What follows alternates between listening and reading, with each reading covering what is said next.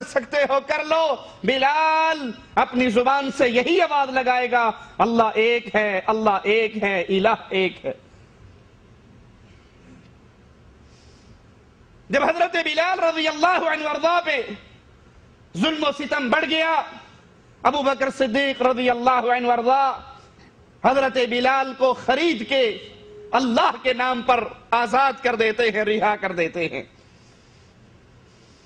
رسول اللہ صلی اللہ علیہ وسلم بیت اللہ میں نماز پڑھ رہے، سجدے میں گئے، کافروں کی ٹولی بیٹھی ہوئی، عقبہ اٹھتا ہے، اپنی چادر کو لپیٹتا ہے اور رسول اللہ صلی اللہ علیہ وسلم کی گردن میں ڈال کر اس کو بل دیتا ہے، یہاں تک کہ اللہ کے نبی صلی اللہ علیہ وسلم شدید تکلیف محسوس کرتے ہیں۔ آپ کے گلے میں ڈال کر آپ کی گردن کو بھینچتا ہے، گلے کو دباتا ہے۔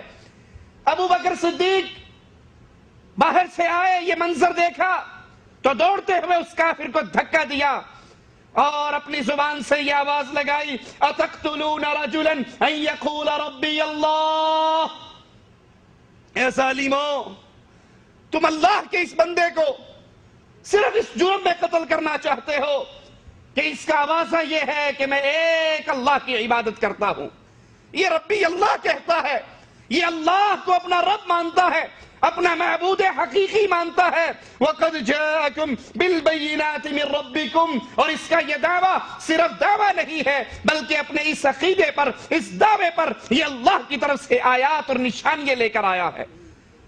تمہارے رب کی طرف سے نشانیاں آ چکی ہیں، تمہارے رب کی طرف سے دلیلیں آ چکی ہیں۔ اس کا جرم صرف اتنا یہ ہے کہ یہ اللہ کو اپنا رب مانتا ہے، تم اس لیے اس کو مارتے ہو۔ کفار مکہ نے رسول اللہ صلی اللہ علیہ وسلم کو تو چھوڑ دیا اور سارے ابو بکر صدیق پہ پل پڑے، اتنا مارا، آپ زخمی ہو گئے، چہرہ آپ کا سوج گیا۔ قافلے والے آئے، اٹھا کر گڑھڑی بنا کر کپڑے میں ڈال کر گھر لے گئے، ابو بکر صدیق بے ہوش۔ لیکن یہ اللہ کے نبی سے محبت کرنے والے، یہ رسول کریم صلی اللہ علیہ وسلم سے سچا پیار کرنے والے، ہوش آتے ہی سب سے پہلا سوال یہ کیا کہ رسول اللہ صلی اللہ علیہ وسلم کی کیسی طبیعت ہے، ان کی کیفیت کیا ہے، ان کا حال کیا ہے۔ وہ قبیلے والے جو آپ کی قبیلے کی محبت میں آپ کے ساتھ آئے تھے، یہ جملے سن کے ناراض ہو کے واپس چلے گئے کہ اسی کے لیے مار کھائی ہے، اسی کے لیے زخمی ہوا ہے۔ اور ہوش آنے کے بعد پھر محمد صلی اللہ علیہ وسلم کے بارے میں سوال کرتا ہے۔ آپ کے پاس آپ کی والدہ رہ گئی، والدہ کچھ پینے کے لیے لے کر آئی کہ بیٹا تو زخموں سے چور ہے، یہ دودھ کچھ پی لے، تیرے جسم میں جان آئے۔ کہنے لگے اللہ کی قسم اے میری ماں، اس وقت تک کھانا اور پینا مجھ پہ حرام ہے جب تک میں محمد کریم صلی اللہ علیہ وسلم کا چہرہ نہ دیکھ لوں۔ سہارا لے کر اسی کیفیت میں چلتے ہیں، اللہ کے رسول صلی اللہ علیہ وسلم کے پاس پہنچتے ہیں، آپ کے چہرے کی زیارت کرتے ہیں اور زبان حال سے کہنے دیجئے، فرماتے ہیں اے نبی کریم صلی اللہ علیہ وسلم، آپ کو صحیح سلامت دیکھ کر، امن میں دیکھ کر میرے سارے غم اور دکھ اور زخم بھول گئے ہیں۔ نبوت کے 10ویں سال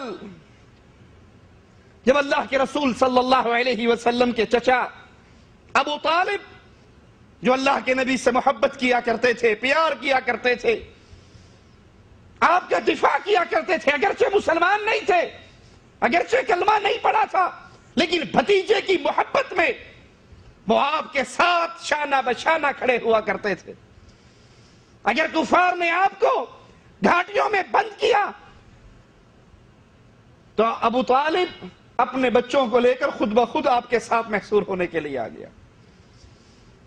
ابو طالب فوت ہوئے اور اس کے 3 دن کے بعد حضرت خدیجہ رضی اللہ تعالی عنہ، آپ کی بیوی، غمگسار بیوی، آپ سے بے انتہا محبت کرنے والی، کہ حضرت عائشہ رضی اللہ تعالی عنہ بھی پوچھتی ہیں اے اللہ کے نبی صلی اللہ علیہ وسلم، خدیجہ میں وہ کیا بات ہے فوت ہوئے سال ہا سال گزر گئے، آج بھی اس کو یاد کرتے ہو، آج بھی اس کا ذکر کرتے ہو۔